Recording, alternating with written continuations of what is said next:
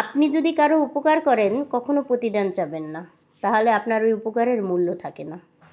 আপনি উপকার করলে ওই উপরওয়ালা তো আছেই, সে তো দেখছে, তার প্রতিদান আপনাকে আল্লাহ তাআলা দেবে। মানুষের উপকার করলে আল্লাহ তাআলা তাকে দ্বিগুণ বাড়িয়ে দেয়, এটা আমার বিশ্বাস, মন থেকে বিশ্বাস করি। আর আল্লাহর উপর বিশ্বাস করতে হবে, ভাগ্যের ভালো মন্দের উপর বিশ্বাস করতে হবে।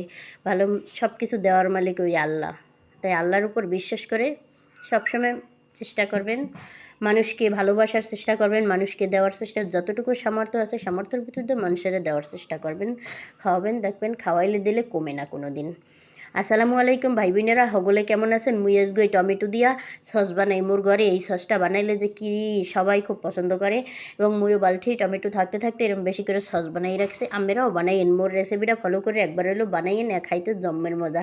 টমেটো ভিজেই হেপের ঠান্ডা হয়ে ব্লেন্ডার করে একালে সেকনি দিয়ে সেঁকে ওই এর মধ্যে একটু চিনি, একটু লবণ আর একটু ভিনেগার দিয়ে ভালো করে জাল করে একালে উড়াইবেন। যে সময় একালে একটা ফ্রিজে ফার দেবেন, যা মানে দিলে লড়ে যায়, কোনো পানি থাকে না। এই মুই যেরম করছি এরম করে একালে এই দেখছেন কোনো পানি নেই। এখন আস্তে ফ্রিজে রেখে দেবেন, সুন্দর মতো খাইতে পারবেন।